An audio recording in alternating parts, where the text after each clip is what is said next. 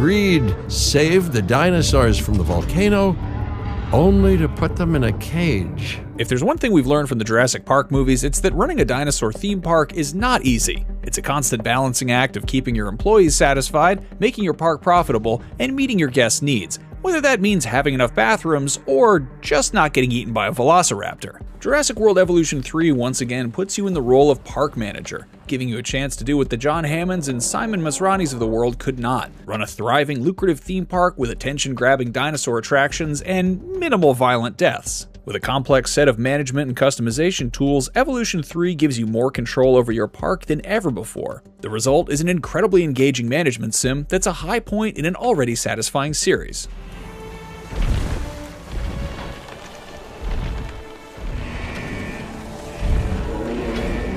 Like the first two, Jurassic World Evolution 3 shares a lot of DNA with other theme park sims. You're responsible for laying down paths and electrical infrastructure, building amenities that appeal to your clientele, and creating experiences that get more guests through your gates. Rather than roller coasters and haunted houses, though, the attractions are all about the dinosaurs. Just about any species will garner business, but having a variety is the key to long-term success. And thankfully, you'll have a wealth of different dino types to choose from. There's always a bit of a thrill in seeing these legendary creatures come to life, especially when you unlock the more recognizable species from the films. Of course, when you go to Disneyland, there's almost no chance that Mickey and the princesses will escape their enclosures and maul the parkgoers. That adds an extra layer of danger to Jurassic World Evolution 3, and park managers need to maintain a high safety rating to continue to pull in money. Think of it as a chill, cozy management sim, punctuated by moments of panic and terror. You'll have to keep your dinosaurs happy by meeting their food, environmental, and cohabitation needs. Some need room to roam or prefer to live in packs, while others can thrive in small areas with only a bit of pasture to nibble on. Carnivores require either fresh meat or live prey, while herbivores need greenery, fruit, and nuts. Flying and swimming dinosaurs need special enclosures, since fencing in a giant fish is about as useful as hiding from a T-Rex in a bathroom stall. It's really satisfying to get in a loop of researching dig sites, sending expeditions to those sites, extracting DNA, and finally finding the perfect spot to incubate your newly discovered species. If that seems like a lot to manage, it is. But the campaign does a great job of walking you through the increasingly complex mechanics.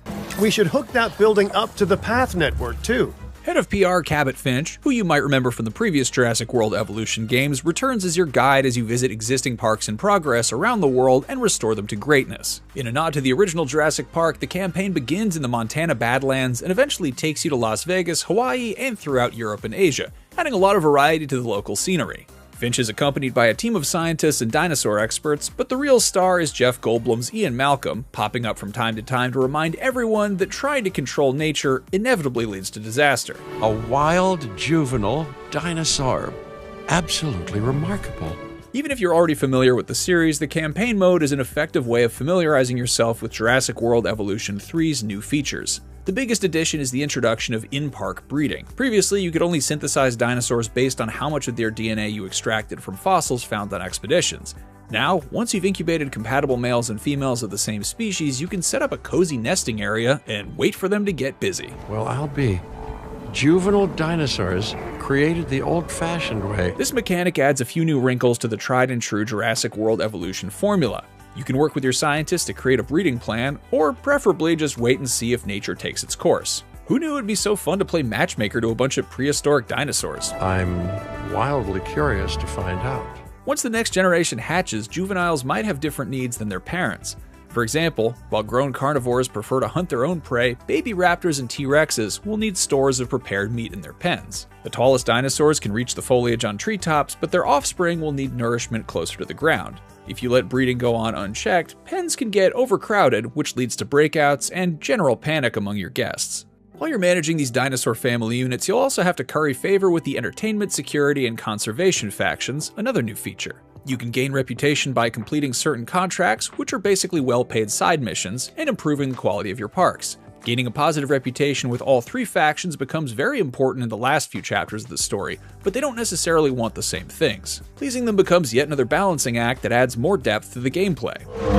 The campaign in Jurassic World Evolution 2 felt more like an extended tutorial, but this time around you'll have more breathing room to find your own management style. Its objectives serve as a backbone to the overall story, in which an activist group called Extinction Now regularly hacks in your communications and sabotages your parks. As you make your way around the globe, you'll also need to put a stop to Extinction Now's histrionics. The first few parks are heavily guided, but once the map opens up and you go international, you have a lot of welcome freedom to meet your objectives in whatever way you see fit. Hey, tell me, did meddling in nature work out well the first time? Part of the fun of the management sim genre is being able to create something entirely from scratch, which you can do in sandbox mode. This mode has been a staple of the Jurassic World Evolution games, and Evolution 3 offers even more customization options. To start, you can choose any of the locations from the campaign, generate an island with its own unique topography, or use the square maps for a perfectly flat, obstacle-free massive land. You have control over almost every aspect in the sandbox, including your starting funds, certain dinosaur behaviors, and beyond. You can make it more challenging for yourself with a shoestring budget, or choose unlimited funding to remove all cost barriers to creating the dinosaur theme park of your dreams, depending on what you're in the mood for. You can take on contracts to make extra money, but for the most part, sandbox mode is an unguided experience. It's easy to lose track of time when you're making sure your paths are perfectly aligned and setting up an unforgettable park tour with maximum dinosaur visibility. And unlike in the campaign, where Cabot, Malcolm, and the rest of the cast are frequently chattering at you, the sandbox is quiet and zen. Well, at least until the Indominus Rex gets loose. The third gameplay mode, Scenarios, consists of time challenges with specific objectives and varying restrictions. In one, you'll have to take manual control of one of your ranger teams and take photos of wild dinosaurs. In another, you might be barred from editing the existing dinosaur pens regardless of the well-being of those inside. This time trial approach doesn't quite work, as it felt antithetical to the management sim experience, and the objectives weren't interesting enough to make them worth the effort. That said, it is impressive that Jurassic World Evolution 3 offers options for just about every kind of management fan. Longtime fans will also be happy to see the quality of life updates Jurassic World Evolution 3 has implemented.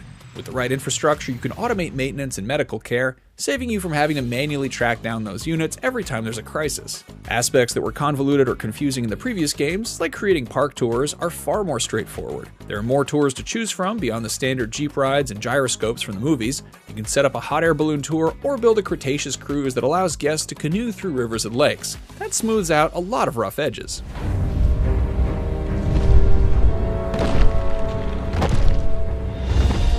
In the very first Jurassic Park movie, there's a moment where the main characters see dinosaurs in the wild for the first time and they're almost frozen in amazement.